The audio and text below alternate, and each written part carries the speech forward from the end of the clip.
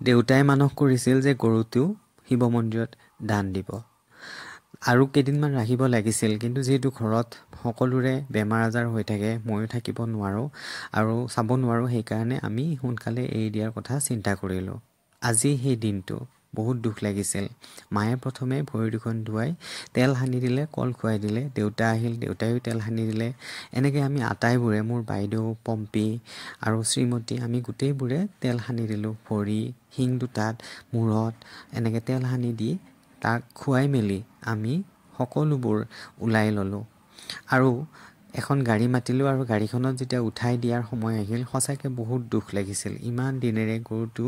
চোৱা চিতা কৰি নিজৰ লগত ৰাখি এতিয়া আকৌ আমি এৰি দিবলৈ ওলাইছোঁ যদিও ভাল লাগিছিল দেউতাৰ মনৰ আশা এটা পূৰণ হ'ব তথাপিও কিন্তু ঘৰৰ পৰা যিহেতু আজিৰ পৰা আমাৰ ঘৰত আৰু গৰু নাই এনেকুৱা ধৰণৰ এটা পৰিৱেশ হৈছিল আৰু এনেকৈ আমি মুদৈবৰী শিৱ মন্দিৰ গৈ পালোঁ শিৱ মন্দিৰত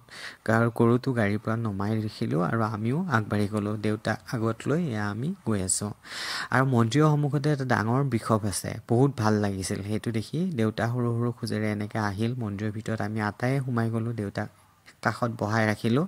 গৰুটো ছাইডত বান্ধি থলোঁ তাৰপিছত মন্দিৰৰ ভিতৰৰ পৰিৱেশটো সঁচাকৈ বহুত ধুনীয়া ইমান চাফ চিকুণকৈ ৰাখিছে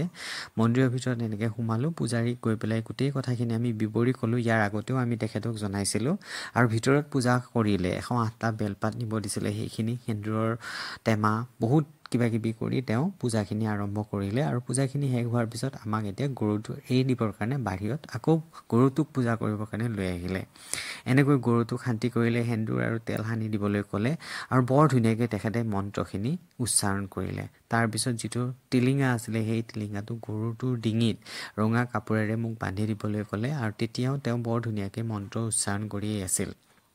ইমান ধুনীয়াকৈ মন্ত্ৰবোৰ উচ্চাৰণ কৰিছিল সঁচাকৈ ভাল লাগিছিল আৰু দেউতাই বাৰে বাৰে গৰুটো মানে কৈ আছিল ইয়াতে থাকিবি ভালে থাকিবি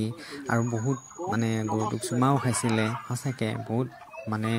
কি ক'ম আৰু আৱেগ ভৰা এটা মুহূৰ্ত আছিল কিন্তু এটাই কথা যে দেউতাৰ মনৰ আশাটো পূৰণ কৰিব পাৰিছোঁ সেইটোৱেই খুব ভাল লগা কথা মাক আনিব নোৱাৰিলোঁ কাৰণ মাৰ গা একেদিন খুবেই বেয়া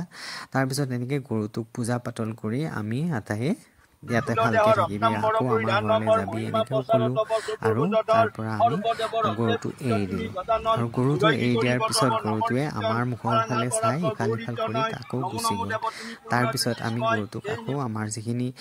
কল নিছিলোঁ ফল মূল নিছিলোঁ আৰু প্ৰসাদ নিছিলোঁ সেইখিনি আনি গৰুটোক আকৌ খাবলৈ দিলোঁ গৰুটোৱে খালে আৰু তাৰপিছত আমি গৰুটো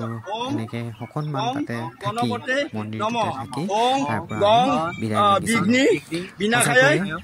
ভাল লাগিলে মন্দিৰটোলৈ গৈ আৰু যদি অহা নাই মন্দিৰত এবাৰ আহিব বহুত ভাল লগা পৰিৱেশ তাৰপিছত আমি ইয়াতে এনেকৈ ফটো উঠিলোঁ গুচি আহিলোঁ ধন্যবাদ ভিডিঅ'টো চোৱাৰ কাৰণে